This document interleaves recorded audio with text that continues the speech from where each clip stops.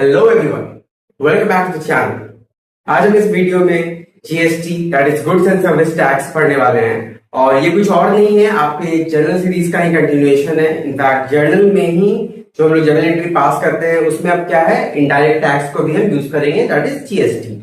और एक छोटा सा अनाउंसमेंट था आप लोगों के लिए। पहले इस चैनल का नाम हुआ करता था कॉमर्स एंड फाइनेंस अकेडमी, जो कि अब रिनेम हो गया है और अब मैंने उसका नाम रखा है कॉमर्स विद आनंद। सो उम्मीद करता हूं कि आपको आज का क्लास अच्छा लगेगा और आप कंसेप्ट बहुत इजीली बहुत अच्छे से समझ जाओगे। तो चलिए स्टार्ट करते हैं आज की क्लास। Let's begin.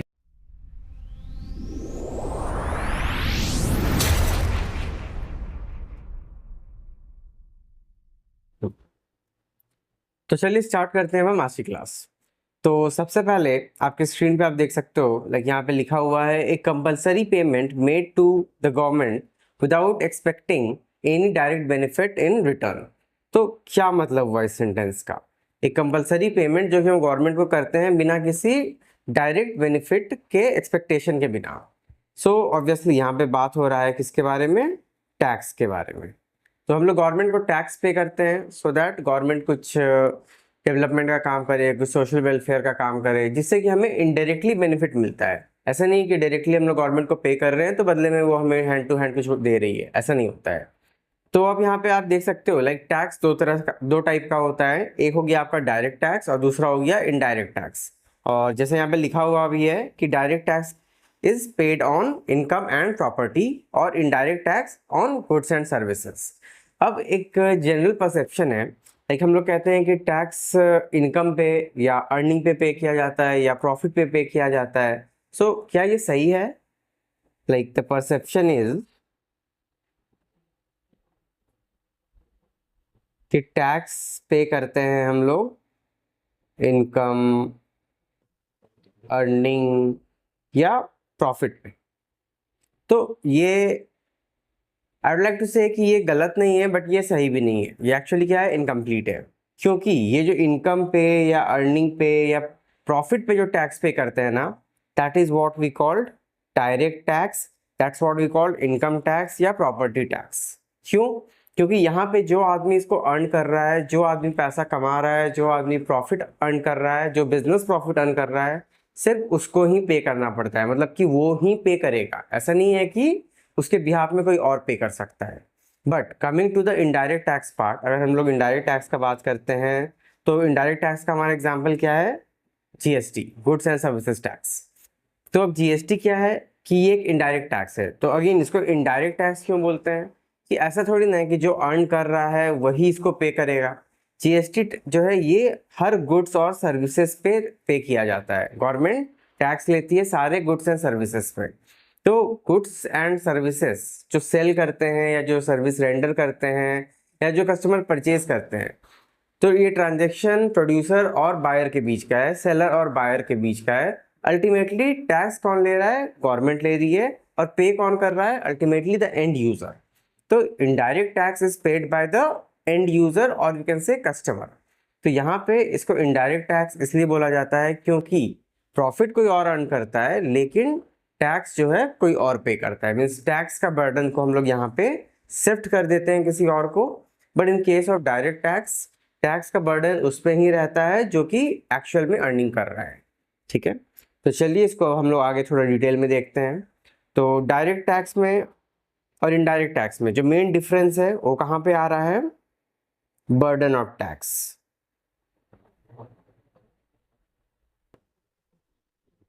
तो अगर बात करते हैं बर्डन ऑफ टैक्स के बारे में, सो डायरेक्ट टैक्स में क्या हो जाएगा? Burden of tax can not be shifted,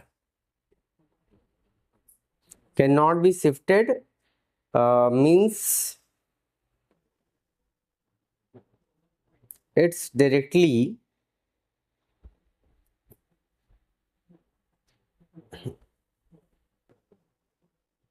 payable by the person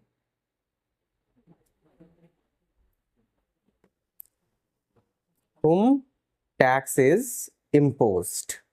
मतलब जिस पे टैक्स लगता है वही पे करता है, जो इनकम अर्न कर रहा है वही पे कर रहा है। ये कैन नॉट बी शिफ्टेड। ठीक है, now coming to the indirect tax या जीएसटी, इसमें क्या है कि जो हमारा टैक्स का बर्डन है, burden of tax can be changed या फिर can be shifted from the person upon whom it's imposed। मतलब जिसपे टैक्स लग रहा है, जिसपे जीएसटी लग रहा है, जरूरी नहीं है कि वही पे करे, उसका बर्डन हम लोग किसी और पे शिफ्ट कर देते हैं। कैसे? लाइक एक्चुअल में जीएसटी पे करना किसको पे करना होता है? प्रोड्यूसर को, producer and seller. Burden to pay tax is shifted to final consumer। तो इस कारण से हम लोग इसको क्या बोलते हैं? इस कारण से हम लोग बोलते हैं इसको indirect tax. Like GST is an indirect tax और इनकम टैक्स क्या होता है? ये डायरेक्ट टैक्स है। तो अब अगर हम लोग बात करते हैं हमारे सिलेबस का, तो हमारे सिलेबस में इनकम टैक्स या डायरेक्ट टैक्स नहीं है, हमारे सिलेबस में इनडायरेक्ट टैक्स है, दैट इज कॉल्ड जीएसटी। तो चलिए इनडायरेक्ट टैक्स जीएसटी को हम लोग थोड़ा डिटेल में पढ़ते हैं। Goods and services tax. तो अब अगर बात करते हैं गुड्स एंड सर्विसेज टैक्स का, तो ये तो अभी तक आप लोग समझ गए होइएगा कि यहाँ पे दो पार्टीज इन्वॉल्व हो रहा है। लाइक ऑब्वियसली टैक्स तो गवर्नमेंट को मिलता है, बट इन्वॉल्व कौन कौन हो रहा है? एक कस्टमर या फिर हम लोग इनको कह सकते हैं बायर, और दूसरा कौन होता है? आइदर प्रोड्यूसर या फिर सेलर। तो एक्चुअल में पे किसको करना होता है? प्रोड्यूसर या सेलर को, बट हम लोग जो है बर्डन शिफ्ट कर देते हैं कस्टमर या बायर पे। ठीक है, तो अब यहाँ पे आप ऐसे समझो कि कस्टमर या बायर ये क्या करेगा? सबसे पहला ये जो है पे करेगा। He will pay for what? For goods and services. बस गुड्स एंड सर्विसेज के लिए तो नहीं करेगा, और क्या करेगा? प्लस पेमेंट ऑफ टैक्स, मतलब पेमेंट ऑफ जीएसटी।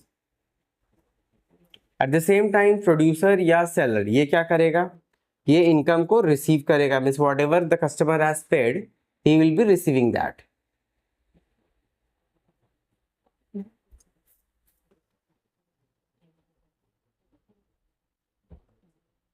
तो क्या रिसीव करेगा ये? Payment for goods and services plus tax, मतलब indirect tax, that is GST. तो ये प्रोड्यूसर या सेलर जो है रिसीव करेगा। ठीक है, तो अब यहाँ पे मैं एक बात बोलना चाहूँगा, लाइक कोई भी चीज़ जब हम लोग एडवांस में पे कर देते हैं तो वो हमारे लिए टाइप ऑफ एसेट हो जाता है, करंट एसेट। और अगर एडवांस में कुछ हमें रिसीव होता है तो that is a type of current liability. यही हम लोग अकाउंट्स में, यही हम लोग जर्नल एंट्री में अभी तक सीखे हैं। ठीक है, तो अभी हम लोग इसी बिलीफ पे, मीन्स यही मान के चलते हैं कि क्योंकि हम लोग टैक्स पे कर रहे हैं और क्योंकि प्रोड्यूसर या सेलर को जो है टैक्स एडवांस में मिल रहा है और अब इसका लायबिलिटी बनता है कि ये गवर्नमेंट को रिपे करेगा, तो ऐसे में हम लोग इस वाले पार्ट को एसेट मान लेते हैं और इधर को लायबिलिटी मान लेते हैं। बाकी bye the end of this video मैं आपको बताऊंगा कि एक्चुअल रीजन क्या है इसके एसेट या लायबिलिटी को मानने का। ठीक है, so for now let's consider this as asset.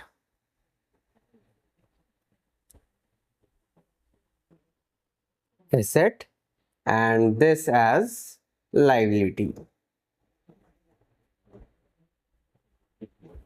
तो चलिए थोड़ा सा मैं यहाँ पे स्पेस छोड़ देता हूँ अभी, उसके लिए हम लोग बाद में से डिस्कस करेंगे।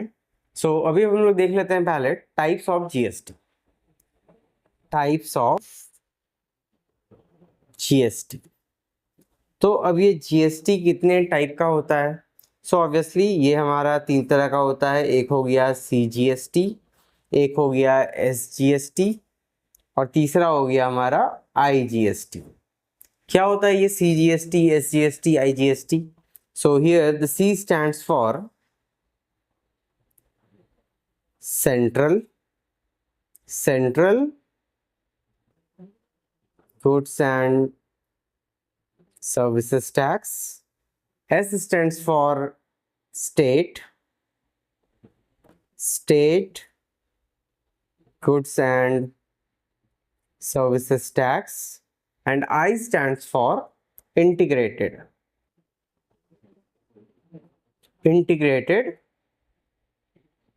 goods and services tax। तो क्या होता है ये CGST, SGST, IGST? तो चलिए देख लेते हैं इसे। बट बिफोर दैट मेरा आपसे एक क्वेश्चन है, लाइक जब भी आप लोग कुछ परचेज किए हो तो उसका बिल, इनवॉइस, ये तो आप लोग देखे ही होइएगा। तो उसमें क्या हम लोग जो टैक्स पे करते हैं, लाइक GST का बात कर रहा हूँ मैं, GST जब हम पे करते हैं तो वैसे में क्या ये आइदर हम सिर्फ CGST पे करते हैं या सिर्फ SGST पे करते हैं, लाइक कैसे हम लोग पे करते हैं? Any idea? लाइक ऑब्वियसली आप लोग अगर रिकॉल करोगे तो आप लोग रिलेट कर पाओगे इस चीज़ को। तो फॉर नाउ मैं एक चीज़ आपको बता देता हूँ, लाइक ये जो CGST और SGST है, ये सेंट्रल स्टेट ये दोनों आ रहा है, और IGST ये अलग चीज़ है, कुछ इंटीग्रेटेड GST। तो ये जो CGST और IGST का कंसेप्ट है ना, ये हम लोग वहाँ पे अप्लाई करते हैं जहाँ पे कि goods and services are purchase and sold within the state. Like मैं से लिख देता हूँ, सपोज करो कोई सामान हम लोग खरीद रहे हैं बिहार में, मीन्स जो सेलर है वो परचेज कर रहा है बिहार में, और अल्टीमेटली जो सेल कर रहा है, जो कस्टमर इसको खरीद रहा है, वो भी जो है बिहार में बेच रहा है। या फिर हम लोग कह सकते हैं कि यूपी में खरीदा और यूपी में ही बेचा, या MP में खरीदा, MP में बेचा, या महाराष्ट्र में खरीदा और महाराष्ट्र में ही बेच दिया। तो अब यहाँ पे क्या हो रहा है कि जो भी चीज हो रहा है ना, एक ही स्टेट के अंदर हो रहा है। सो यहाँ पे हम लोग क्या बोलेंगे? Transactions done with in same state. तो जब भी सेम स्टेट में GST लगेगा, लाइक जब भी सेम स्टेट में ट्रांजेक्शन होगा, परचेज सेम स्टेट में हुआ और सेल भी उसी स्टेट में हुआ, तो वैसे में क्या लगता है? वैसे में लगता है CGST प्लस SGST। ठीक है, तो now what I am telling you is कि आप एक बार रिकॉल करो और ये याद करने का कोशिश करो कि बिल में कैसे GST हम लोग पे करते हैं। तो यहाँ पे मैं एक इंटरनेट से मैं डाउनलोड भी किया हूँ, लाइक आप देख सकते हो बिल कुछ इस तरह से दिखता है। अगर आप एक रेस्टोरेंट में जाओगे तो सपोज करो आप जो भी खा रहे हो तो उसका नाम यहाँ पे लिखा हुआ है, आइटम है, क्वांटिटी है, उसका प्राइस है। ठीक है, now coming to the tax part. अब यहाँ पे ऑब्वियसली यहाँ पे कुछ डिस्काउंट भी मिला है इसको। अब हम लोग टैक्स पे बात करते हैं। तो जब ये टैक्स पे कर रहा है कस्टमर, तो आप देख लो कि टोटल यहाँ पे इसे कितना परसेंट टैक्स लग रहा है? 18%। ठीक है, so in this case the 18% GST has been paid. तो क्या ये 18% टोटल सेंट्रल है, स्टेट है या इंटीग्रेटेड है? नहीं। सो ये जो है बेसिकली ये श्री कृष्णा एक वेज रेस्टोरेंट है जो कि मुंबई में है। ठीक है, तो अब जो ये परचेज किया, जो ये रॉ मटेरियल इंग्रेडिएंट्स खरीदा है जिससे कि ये मेदू वड़ा बना के बेच रहा है, तो ये भी इसने मुंबई में ही खरीदा होगा, और ये जो कस्टमर खा रहा होगा, जिसको कि ये दुकान वाला बेच रहा होगा, वो भी मुंबई का होगा। तो सब कुछ with in the state of Maharashtra हुआ है। तो वैसे में यहाँ पे क्या हो रहा है कि 18% GST तो लग रहा है, लेकिन कैसे लग रहा है? तो ये इंपॉर्टेंट चीज है। आप देखो यहाँ पे CGST 9% लग रहा है और SGST भी 9% लग रहा है। मतलब ये 18% जो है आपका हाफ हाफ हो गया, 9% और 9% में। लाइक सेंट्रल और स्टेट दोनों जो है हाफ हाफ, इसको डिवाइड कर लेते हैं। ठीक है, तो ये तो कंसेप्ट हो गया आपका CGST और SGST का। So coming to the type of GST, it's always CGST plus SGST if the goods and services have been purchased or sold within the same state। अब ये within the same state जो होता है, इसे हम लोग क्या बोलते हैं? Intra state. एक मिनी टाइम्स आपको दिया रह सकता है कि सेम स्टेट के जगह पे वर्ड क्या रहेगा, intra state transaction, intra state transaction. ठीक है, अब बात करते हैं इंटर स्टेट ट्रांजेक्शन का। इंटर स्टेट ट्रांजेक्शन क्या हो गया? इंटर स्टेट ट्रांजेक्शन मतलब transaction that involve more than one state, मतलब दो स्टेट के बीच में यहाँ पे हो रहा है। सो इंटर स्टेट ट्रांजेक्शन। तो अब इंटर स्टेट ट्रांजेक्शन में क्या हो जाएगा, टू स्टेट्स आर इन्वॉल्व।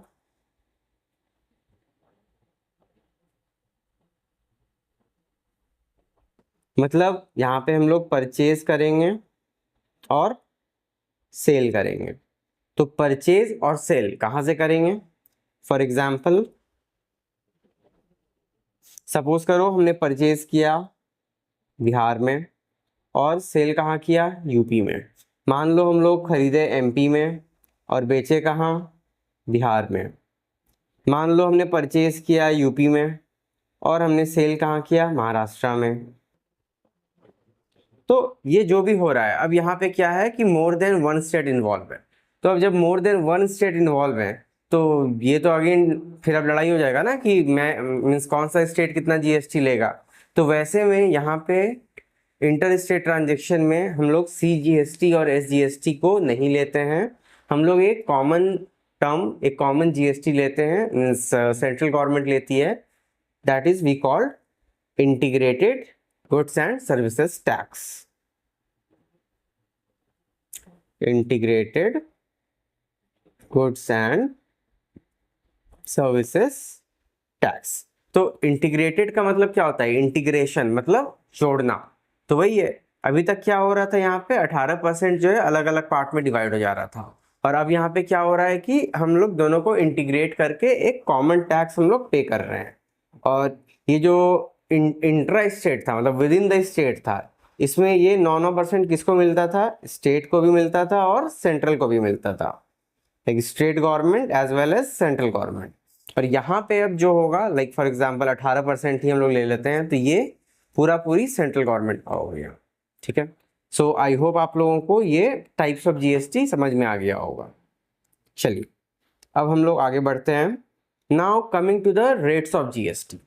तो what are the different rate of GST?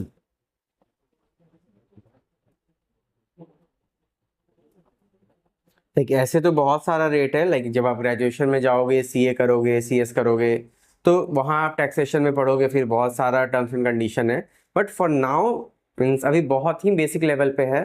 तो हम लोग जो सर्टेन मीन्स 4-5 स्लैब होता है हमारा, जो जिस पे हम लोग टैक्स पे करते हैं, जो आप लोग ऑब्वियसली जानते भी होइएगा, तो वही है। तो अभी हम लोग क्या क्या टैक्स पे करते हैं? तो सबसे पहला जो हम लोग टैक्स पे करते हैं that is 0% tax, then 5% tax, then there is something slab of 12%, फिर 18% भी पे करते हैं, और लास्टली 28% भी पे करते हैं। तो क्या है ये 0, 5, 12, 18 और 28? तो चलिए देख लेते हैं। तो जो भी हमारा एसेंशियल प्रोडक्ट है, एसेंशियल प्रोडक्ट, एसेंशियल गुड्स बोल सकते हैं इसको, just a minute, essential goods, तो इस पे जो है 0% टैक्स लगता है। फिर कमिंग टू द 5%, ये क्या होता है, कुछ कॉमन वैल्यू प्रोडक्ट्स होता है। उसके बाद फिर स्टैंडर्ड रेट हमारा जीएसटी का क्या है, दैट इज 12%। उसके बाद 18% अब क्या चीज है, ये है आपका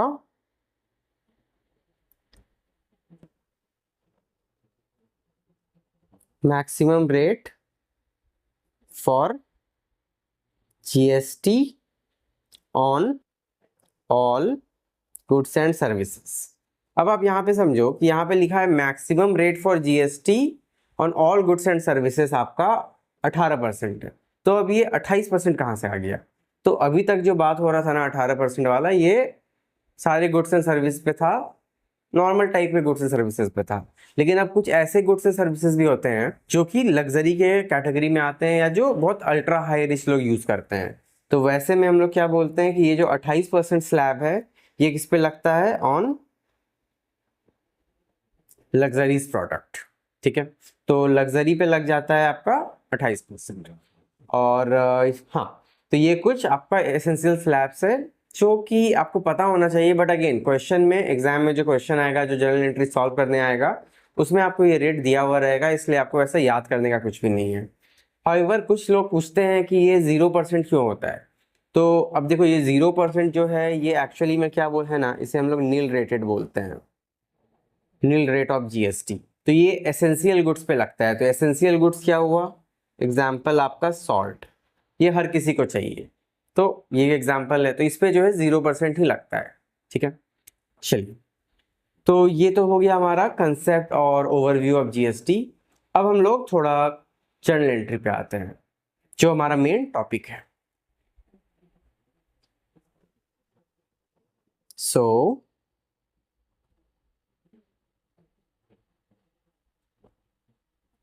जर्नल एंट्रीज।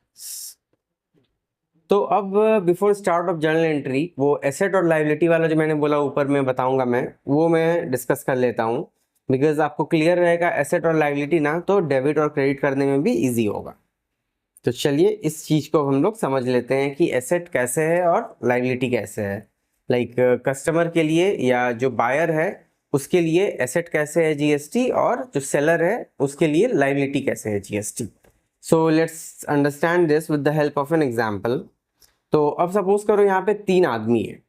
ठीक है, हमारा फेवरेट चंगू, ये है मिस्टर चंगू, और मिस्टर चंगू कौन है, ये एक रेस्टोरेंट ओनर है, रेस्टोरेंट ओनर। उसके बाद फिर दूसरा इंसान है हमारा मिस्टर मंगू,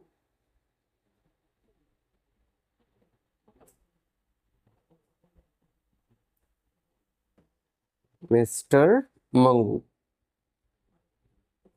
मैंगो नहीं है, मंगू है। ठीक है, और ये कौन है अब, ये मान लो एक पनीर सेलर है, एक स्वीट शॉप है जो कि पनीर सेल करता है, पनीर सेलर। और एनी आइडिया तीसरा पार्टी कौन होगा? सो तीसरा पार्टी होगा हमारा खड़ूस सा कस्टमर, जिसको कि पैसा देने में बहुत दिक्कत होता है। तो थोड़ा सा गुस्से वाला मुंह बना दिया हूं मैं। ठीक है, चल, अब ये कौन है, ये हो गया customer. So again the 3 parties are involve. कौन कौन? पहला हो गया पनीर का सेलर, दूसरा हो गया रेस्टोरेंट वाला, तीसरा कस्टमर। सो अब यहाँ पे हम लोग इस ट्रांजेक्शन को थोड़े अच्छे से समझते हैं। तो अब सपोज करो कि मिस्टर मंगू जो कि एक पनीर सेलर है, ये क्या किया, मिस्टर चंगू को पनीर सेल करता है। Like he sold paneer worth ₹1000, 1000 रुपए का पनीर मंगू जो है चंगू को सेल किया। ठीक है, तो अब जो है पहले ये बताओ कि जब चंगू परचेज कर रहा है, हम लोग अभी मान के चलेंगे कि हम लोग as a restaurant owner, as mister Changu के लिए अकाउंटिंग कर रहे हैं, मिस्टर चंगू का बुक्स ऑफ अकाउंट मैनेज कर रहे हैं। ठीक है, तो ये जो मिस्टर चंगू जब, या ये रेस्टोरेंट वाला जब अपना पनीर खरीदेगा, रॉ मटेरियल खरीदेगा, तो क्या एंट्री पास करेगा ये? तो ऑन परचेज ऑफ पनीर, ये एंट्री पास करेगा परचेज अकाउंट DR, और टू, मान लो यूपीआई पेमेंट किया तो टू बैंक, बैंक से पैसा कटाओ, तो टू बैंक अकाउंट। कितना अमाउंट होगा? 1000 इधर और 1000 इधर। तो ये तो हम लोग जानते हैं। तो अब ये बताओ कि यहाँ पे जो मिस्टर चंगू ने मिस्टर मंगू को जो पे किया, पेड, तो क्या ये सिर्फ 1,000 रुपये पे करेंगे या 1,000 से ज़्यादा पे करेंगे? तो ऑब्वियसली ये 1,000 से ज़्यादा पे करेंगे, मतलब ये क्या पे करेंगे, 1,000 प्लस GST। तो जैसा कि मैंने बोला, हमारे केस में हम लोग मान के चलते हैं कि we are paying GST at the rate 5%। ठीक है, तो अब ये जो 5% पे करेंगे, तो यहाँ पे क्या होगा कि टू बैंक में क्या यहाँ पे सिर्फ 1,000 आएगा या 5% भी इसमें एडेड रहेगा? तो ऑब्वियसली अब ये यहाँ पे 1,000 तो नहीं आएगा, ये यहाँ पे क्या हो जाएगा, 1050। मतलब कि आप कह सकते हो कि बैंक से जो पैसा कटेगा मिस्टर चंगू का, वो 1,050 रुपया कटेगा। बट यहाँ पे क्या दिखा रहे हैं हम लोग कि हम लोग परचेज कर रहे हैं सिर्फ 1,000 का पनीर, लेकिन बैंक से कट रहा है 1,050 रुपया। तो अब ये जो डिफरेंस आ रहा है वो कहाँ जाएगा? तो ऑब्वियसली वो हमारा GST में जाएगा। ठीक है, तो चलिए GST लिख देते हैं। बट अभी हम लोग जस्ट देखे हैं कि GST क्या है। अब ये पनीर का सेल और परचेज तो obviously with in A city हुआ होगा, तो स्टेट तो बहुत बड़ी बात है। तो मतलब हम लोग कह सकते हैं कि ये एक स्टेट के अंदर का मैटर है। तो अब यहाँ पे क्या है, दोनों ही GST लग जाएगा, लाइक CGST भी होगा और SGST भी होगा। तो दोनों आधा आधा हो जाएगा, 2.5% 2.5%। तो क्या हम लोग बोल सकते हैं कि CGST और SGST भी यहाँ पे 25 रुपया और 25 रुपया लग जाएगा। तो अब जो है ये परचेज का एंट्री कंप्लीट हुआ, like purchase account debit 1000, CGST debit 25, SGST debit 25 और फाइनली बैंक से कटा कितना, 1050 रुपीज। ठीक है, ये हो गया ऑन द परचेज। अब फिर क्या होगा, ये मिस्टर चंगू जो है फाइनली कस्टमर को सेल करेंगे। तो कस्टमर को कैसे सेल करेंगे? फॉर एग्जाम्पल सपोज करो ये सेल किए 10 plates of paneer butter masala, 10 plate of paneer butter masala eight the rate ₹300 पर प्लेट। तो अब मिस्टर चंगू जो है कस्टमर को कितने में बेच रहे हैं? तो टोटल ये जो अर्न कर रहे हैं, ये कितना अर्न कर रहे हैं? तो इसके बदले में कस्टमर जो इनको पे करेगा, तो कितना पे करेगा? ये पे करेगा 3,000 रुपीज। 3,000 कैसे? 300 into 10, like 300 into 10 plate is equal to 3,000। तो ये 3,000 कस्टमर पे करेगा। तो अगेन जब अब कस्टमर इनको पे करेगा, तो क्या ये कस्टमर से टैक्स नहीं मांगेंगे? बिल्कुल मांगेंगे। तो क्या कस्टमर सिर्फ 300 रुपये ही पे करेगा या उसमें टैक्स अमाउंट भी इंक्लूडेड होगा? तो ऑब्वियसली टैक्स अमाउंट भी इंक्लूडेड होगा। तो चलिए इसको अब देख लेते हैं।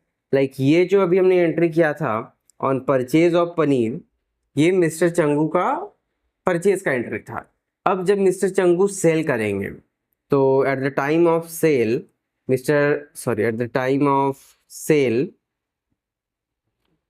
मिस्टर चंगू क्या एंट्री पास करेंगे? तो ये एंट्री पास करेंगे बैंक अकाउंट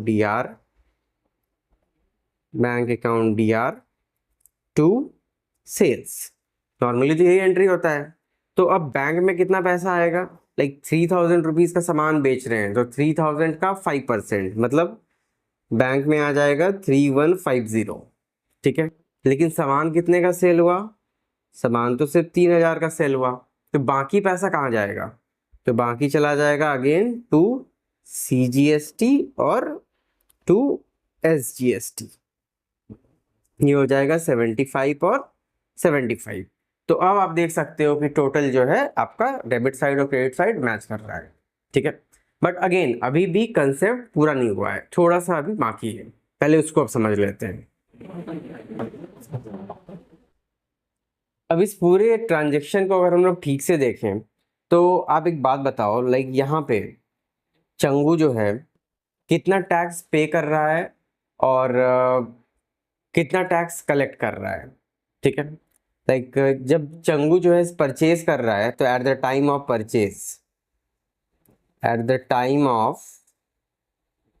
परचेज चंगू ने कितना टैक्स पे किया? He paid ₹50। ठीक है, और at the time of sale ये जो है कस्टमर से कितना टैक्स लिया, ये लिया कितना 150, कस्टमर से इसने 150 लिया, ठीक है। तो अल्टीमेटली इसने परचेज के टाइम जो 50 रुपया दिया, ये किसके पास गया, ये गया वो पनीर सेलर के पास, और पनीर सेलर अल्टीमेटली फिर किसके पास दे देगा, ये दे देगा गवर्नमेंट के पास। और चंगू ने जो कलेक्ट किया 150 रुपीज़, ये भी किसको दे देगा, गवर्नमेंट के पास। तो अल्टीमेटली गवर्नमेंट के पास टोटल कितने रुपए आ जाएंगे, so government will have total, government will have total 200 rupees. तो अब देखिए हम लोग यहाँ पे क्या बोल रहे हैं कि हमें जीएसटी कितना लग रहा है, 5%, ठीक है। लेकिन ऐसे आप देखो कि 1000 का पनीर था और अल्टीमेटली सेल हुआ कितना में, 3000 में, तो कितना प्रॉफिट कमाया इसने, सिर्फ 2000 प्रॉफिट कमाया। तो 2000 का 5% क्या 200 होता है, लाइक 2000 प्रॉफिट हो रहा है। 2000 प्रॉफिट का अगर हम 10% निकालते हैं, मतलब 10/100 करते हैं, तो आप देखो क्या हो जा रहा है, ये हो जा रहा है ₹200। बट क्या हम 10% जीएसटी पे कर रहे हैं, नहीं। हम लोग क्या बात कर रहे हैं कि हम लोग जीएसटी पे कर रहे हैं सिर्फ @5%। तो अब ये क्या एरर है, मतलब अब ये क्यों प्रॉब्लम हो रहा है भाई, इसे भी तो समझना पड़ेगा ना। तो चलो समझ लेते हैं। तो अब यहाँ पे क्या दिक्कत हो रहा है कि परचेज के टाइम पे जो 50 रुपया चंगू ने पनीर सेलर को दिया, वो गवर्नमेंट को मिल गया, और अब जो चंगू कलेक्ट कर रहा है 150 रुपीज बायर से या कस्टमर से, तो वो क्या कर रहा है, वो भी गवर्नमेंट को दे रहा है। बट अब जब चंगू जाता है ना गवर्नमेंट को पैसा देने के लिए, तो वो बोलता है कि मैंने जो 1000 का पनीर खरीदा था पहले, उस पर तो मैं ऑलरेडी टैक्स दे चुका हूँ। तो now why will I give the further, I mean why will I give the tax again on the same product, same paneer. उस पर तो एक बार टैक्स हम दे दिए हैं ना, जो कि आपको मंगू के थ्रू मिल गया होगा, तो मैं फिर से क्यों दूं आपको। तो गवर्नमेंट भी सोचता है, उसको भी लगता है हाँ भाई बात तो सही है, सही बोल रहा है ये आदमी।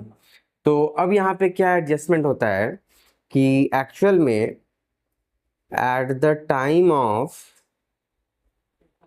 परचेज जो 50 रुपीज चंगू ने मंगू को पे किया था, ठीक है, वो चंगू को मिल जाएगा क्या, क्रेडिट, लाइक जीएसटी क्रेडिट।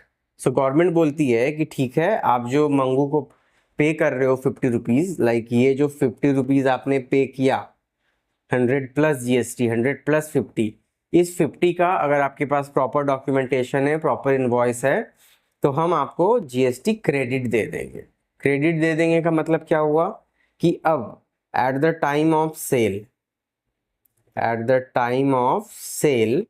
आप मिस्टर चंगू कितना कलेक्ट किए, ये कस्टमर से लिए ₹150 एज जीएसटी। लेकिन अब ये 150 जीएसटी ले लिए और ये 50 जीएसटी ऑलरेडी दे चुके हैं, तो गवर्नमेंट को अब ये कितना पे करेंगे खुद से जाके।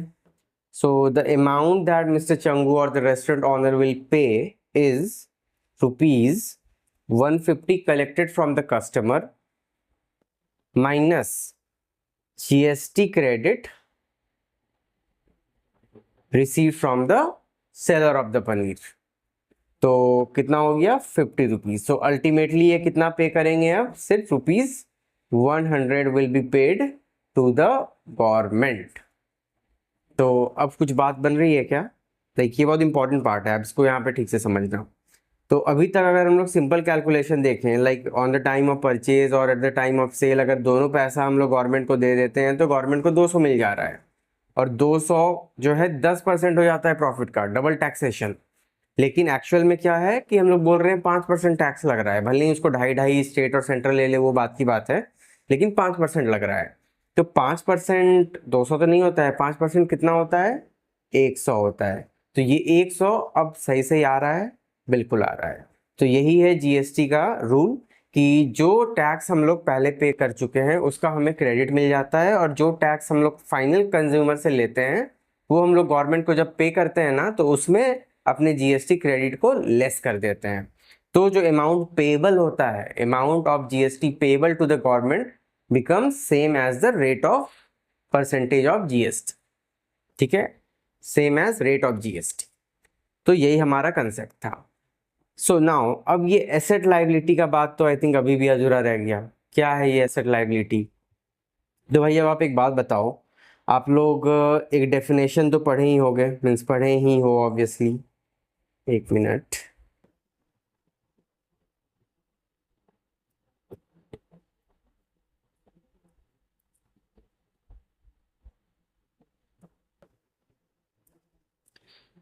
ठीक, तो एसेट का क्या डेफिनेशन होता है? Asset is anything that gives us benefit in the future. ठीक है, तो मैं से यहाँ लिख देता हूँ, लाइक एसेट का डेफिनेशन क्या होता है? Anything that gives us benefit in future. ठीक है, तो अब जो ये 50 रुपया, लाइक यहाँ पे देखो आप, अब जो ये 50 रुपया इसने पे किया था चंगू ने eight the time of purchase, क्या इसका बेनिफिट फ्यूचर में इसे अब मिल रहा है? लाइक इन प्लेस ऑफ 150 ये पे कर रहा है सिर्फ 100 rupees, like the remaining 50 rupees has been deducted from the final payment that was suppose to be made because of the GST credit he received. तो इस 50 रुपए का बेनिफिट इसे फ्यूचर में मिल रहा है। तो anything that gives us benefit in future is called क्या? Is called asset. तो ये जीएसटी जो है चंगू के लिए एक एसेट है। तो ये जीएसटी है कौन सा जीएसटी? तो अब हम लोग यहाँ पे लिख सकते हैं कि ये जो एसेट है this is basically the input GST. Input GST क्या हुआ? Input GST means GST that is paid eight the time of purchase. मतलब जब भी इनपुट होता है ना, तो हम लोग इनपुट मतलब सामान जो हम लोग खरीद रहे हैं उस पे जो हम लोग टैक्स देते हैं दैट इज आवर एसेट। और लायबिलिटी फिर हम लोग किसको मानेंगे? So again this will be output GST. Output GST तो इसका कंसेप्ट तो क्लियर है, लाइक इसको हमें पे करना है। तो anything that is to be payable in the future is the liability. तो इसलिए ये जो है आउटपुट जीएसटी हमारा लायबिलिटी हो गया और इनपुट जीएसटी हमारा एसेट हो गया। तो यही बात मैं आपको स्टार्टिंग में समझाना चाह रहा था। सो आई होप अब आप लोगों को ये क्लियर हो गया होगा। ठीक है, अब एक चीज थोड़ा सा बच गया है, इसे अभी समझ लेते हैं यहीं पे तो बेटर रहेगा।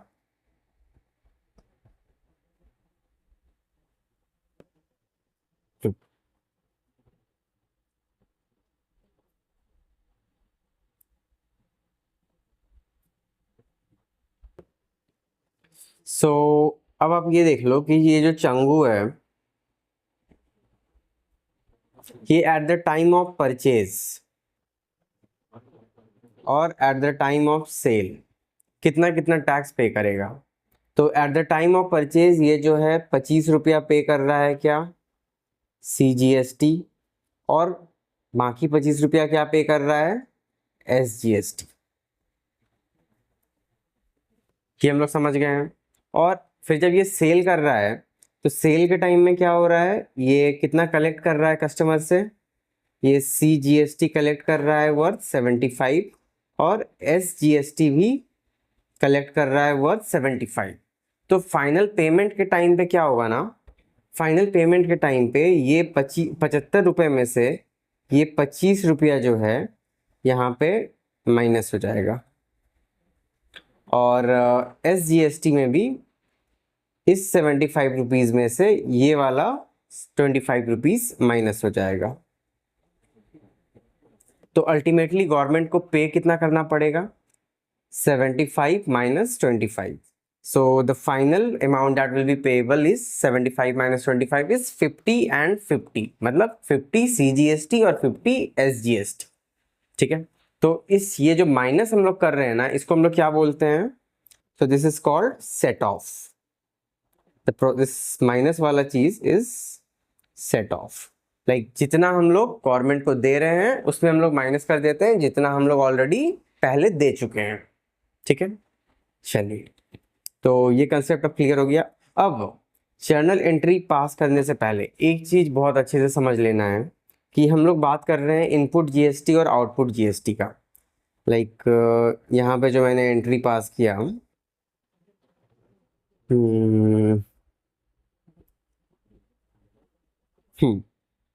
Eight the time of purchase और सेल, तो यहाँ पे मैंने C G S T S G S T जो लिख दिया, क्या ये सिर्फ सिंपल सा normal C G S T S G S T होगा? क्या नहीं होगा। क्या होगा यहाँ पे? तो अब यहाँ पे चंगू जब परचेज कर रहा है तो पनीर आ रहा है, पनीर आ रहा है, पैसा जा रहा है, पैसा के साथ हमें जीएसटी को नहीं जोड़ना है, ठीक है। हम लोग हरदम परचेज या सेल से एसोसिएट करेंगे जीएसटी को, हरदम इनकम या एक्सपेंस से एसोसिएट करेंगे जीएसटी को, ना कि कैश से या बैंक से, ठीक है, उससे नहीं करेंगे। तो अब यहाँ पे क्या हो रहा है कि पनीर आ रहा है, पनीर आ रहा है तो क्या होगा, क्या होगा, सामान आ रहा है, तो ऑब्वियसली यहाँ पे हो जाएगा इनपुट और यहाँ पे भी हो जाएगा इनपुट, इनपुट सीजीएसटी और इनपुट एसजीएसटी। और अब जबकि चंगू पनीर को बेच रहा है, पनीर बटर मसाला को बेच रहा है, तो यहाँ पे अब क्या हो जाएगा, क्या ये सीजीएसटी एसजीएसटी सिंपली ऐसे ही लिखाएगा? नहीं लिखाएगा। तो अब क्या हो रहा है, पनीर बटर मसाला जा रहा है, तो बिजनेस के बाहर जा रहा है, तो आउटपुट, आउटपुट सीजीएसटी और आउटपुट एसजीएसटी, ठीक है। सेम चीज आपका इनपुट और आउटपुट जो है इंटीग्रेटेड के केस में भी हो जाएगा, अगर interstate sale of transaction, interstate transaction है तो, या इंटरस्टेट परचेज और sale of goods and services है तो, ठीक है। तो ये हुआ आपका प्रॉपर पूरा entry. Like on purchase of paneer क्या होगा, purchase account DR to, sorry, purchase account DR, input CGST DR, input SGST DR to bank account, और at the time of sale of paneer butter masala क्या हो जाएगा, bank account DR to sales account to output CGST to output SGST, ठीक है। चलिए, तो अब हम लोग जल्दी से जर्नल एंट्री पास करते हैं और देखते हैं कि कैसे होता है सब कुछ। सो जर्नल एंट्री हम लोग आज बेसिक वाला देख लेते हैं, और कल हम लोग अब फिर जो है कुछ इससे रिलेटेड क्वेश्चंस सॉल्व कर लेंगे। तो लेट्स स्टार्ट। सो पहला entry for purchase of goods and services. तो for purchase of goods and services, तो for purchase of goods and services में क्या एंट्री हो जाएगा, तो सबसे पहले ऑब्वियसली परचेज अकाउंट डीआर तो होगा ही होगा, और टू कैश या बैंक अकाउंट भी होगा ही होगा, ठीक है। अब हम लोग मान के चलते हैं यहाँ पे कि प्राइस जो है ये है ₹1000, और जीएसटी जो हम लोग पे कर रहे हैं ये पे कर रहे हैं एट द रेट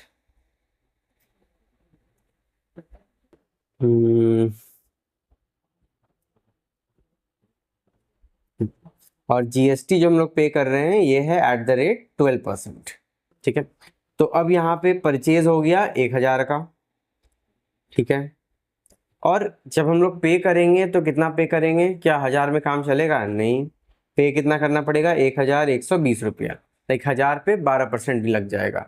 तो अब ये जो डिफरेंस आ रहा है यहाँ पे क्या हो जाएगा, purchase of goods and services, हम लोग परचेज कर रहे हैं, सामान आ रहा है, आ रहा है मतलब इनपुट,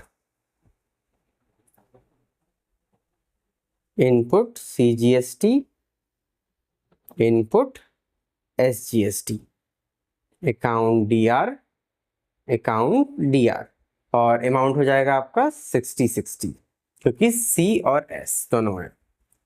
उसके बाद सेकेंड एंट्री हम लोग देख लेते हैं, like for purchase of assets. तो अब अगर कोई एसेट परचेज कर रहे हैं तो उसमें क्या एंट्री होगा, सेम होगा। लाइक एसेट, अभी तक हम लोग क्या करते थे, asset account DR to cash या बैंक अकाउंट। तो let's take the same example, I mean same amount 1000 और 1120। तो अब यहाँ पे फिर से क्या होगा, एसेट आ रहा है, आ रहा है मतलब इनपुट इनसाइड आ रहा है, तो इनपुट CGST और इनपुट SGST, अकाउंट डेबिट 60 हो गया। उसके बाद चलिए अब हम लोग एक्सपेंस का भी एंट्री देख लेते हैं, like payment of expenses. For example मान लो कोई स्टेशनरी प्रोडक्ट खरीदा मैंने, तो उसका भी तो एंट्री पास करेंगे, तो उसका क्या एंट्री हो जाएगा, statement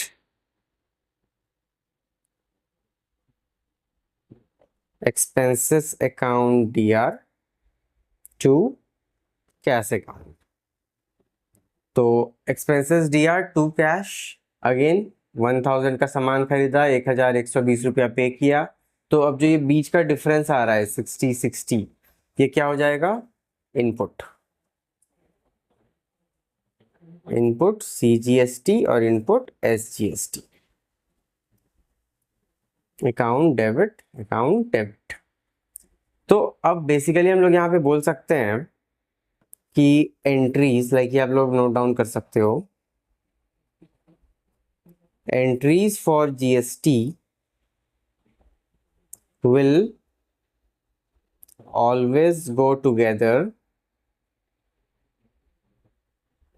with goods / services / expenses या assets।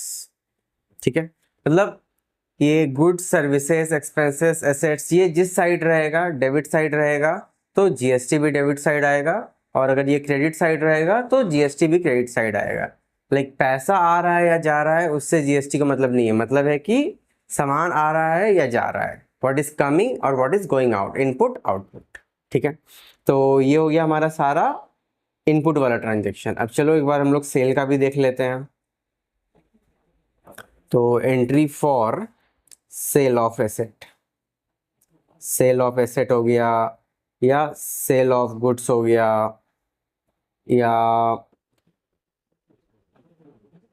किसी तरह का इनकम हो गया, तो इसके केस में हम लोग क्या GST मीन्स क्या एंट्री पास करेंगे। तो सेल ऑफ एसेट में नॉर्मल एंट्री क्या होता है,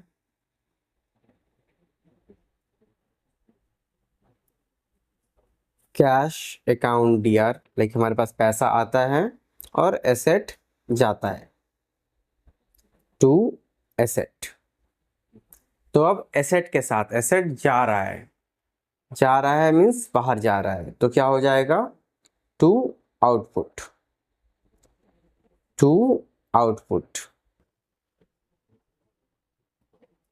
CGST और SGST। तो अब सपोज करो कि हमारा एसेट है 1 लाख रुपीस का, और check it like 1 lakh @5% GST, ये हमारे क्वेश्चन में दिया हुआ है। ठीक है, तो अमाउंट कितना हो जाएगा, 1 लाख पे आएगा हमें 1,05,000 रुपया। तो एसेट हमारा कितना का गया, सिर्फ 1 लाख का गया।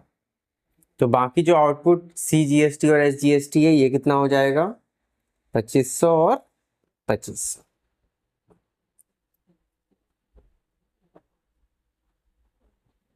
सो आई होप अब आप लोगों को ये चीज क्लियर हो गया होगा कि एंट्री पास कैसे होगा। तो same thing for the sale of goods. तो सेल ऑफ गुड का क्या एंट्री हो जाएगा, cash account DR to sales. तो अब अगेन हम लोग को कैश से कोई मतलब नहीं रखना है, मतलब रखना है सेल्स से। तो सेल्स हो रहा है तो अब सेल्स के साथ टू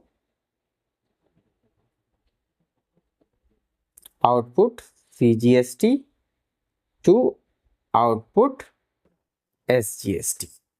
और किसी भी तरह का इनकम होता है तो क्या होता है, पैसा आता है, तो अगेन उसमें भी क्या होगा, हम लोग का कैश या bank account DR to income को हम लोग क्रेडिट करते हैं टू इनकम अकाउंट। तो अगेन जो इनकम हो रहा है उसके साथ ही जाएगा हमारा टू CGST और टू आउटपुट, मतलब इनकम हो रहा है मतलब सर्विस रेंडर कर रहे हैं, मतलब सर्विस जा रहा है बाहर, तो बाहर जा रहा है तो आउटपुट CGST और आउटपुट SGST। तो जो भी यहाँ पे प्रॉब्लम होता है ना, मेनली वो होता है सिर्फ इनपुट और आउटपुट की वजह से, जिसके कारण कि most of the questions exam में गलती भी हो जाते हैं। सो बस इतना सा ध्यान रखना है कि आपको कैश को फॉलो नहीं करना है, बैंक को फॉलो नहीं करना है। What you always have to do is follow the asset, purchase, sale, income, expenses. ये जिस भी साइड रहेगा उसी साइड आपका जीएसटी आएगा। और ये ध्यान रखना कि परचेज हो रहा है तो सामान आ रहा है बिजनेस के अंदर आ रहा है, मतलब इनपुट जीएसटी करेंगे। सामान सेल हो रहा है मतलब सामान बाहर जा रहा है तो आउटपुट हो रहा है तो आउटपुट जीएसटी करेंगे, चाहे वो स्टेट हो या सेंट्रल हो। ठीक है, तो चलो इसको भी मैं एक लाइन लिख देता हूँ यहाँ पे, point to remember, like process to remember. तो क्या आपको याद रखना है? आउटपुट और आउटपुट जीएसटी और इनपुट जीएसटी। तो आउटपुट जीएसटी में क्या होता है? सामान जाता है और साथ में क्या होता है? पैसा आता है। और इनपुट जीएसटी में क्या होता है? सामान आता है एंड पैसा जाता है। तो ध्यान बस इतना रखना है कि सामान जाता है तो आउटपुट जीएसटी, यहाँ पे पैसे से कोई मतलब नहीं है। और सामान आता है मतलब बिजनेस में आ रहा है, इनपुट हो रहा है तो इनपुट जीएसटी। अगेन हम लोग को ये पैसे वाले पार्ट को जो है इग्नोर करके चलना है। ठीक है, तो बस इतना सा ध्यान रखना है। तो अभी तक जो हमने पढ़ा, तो अभी तक क्या कर रहे थे हम लोग? सेट ऑफ कर रहे थे, लाइक जो भी हम लोग जीएसटी पहले दे दिए हैं उस जीएसटी को लेस करके फर्दर जो जीएसटी हम कलेक्ट करते हैं फाइनल कस्टमर से, उसको हम लोग गवर्नमेंट को पे करते हैं। तो अब हम लोग का सिर्फ एक कंसेप्ट और बच गया, that is mainly the exception part. तो इसका एक एक्सेप्शन आप लिख सकते हो, लाइक हम लोग को जीएसटी क्रेडिट तभी तो मिलेगा जब हम लोग सामान को सेल करेंगे, बट अगर सेल नहीं किए तो क्या होगा? तो ऐसे में क्या होगा कि हमें क्रेडिट नहीं मिलेगा। मीन्स क्यों नहीं मिलेगा? मतलब क्रेडिट तो मिलेगा, उस क्रेडिट को हम यूटिलाइज नहीं कर पाएंगे। क्यों नहीं कर पाएंगे? क्योंकि हम सेल नहीं किए। तो सेल नहीं करने का रीजन क्या हो सकता है? ये हो सकता है एबनॉर्मल लॉस, लाइक थेफ्ट हो गया, लॉस हो गया, loss by fire, loss by natural disaster, या ड्रॉइंग्स बाय ओनर। तो इस तरह का जो भी केसेस होता है ना, उसमें क्या होता है कि हमने सामान तो सेल ही नहीं किया, तो क्रेडिट को हम क्लेम कहाँ करेंगे?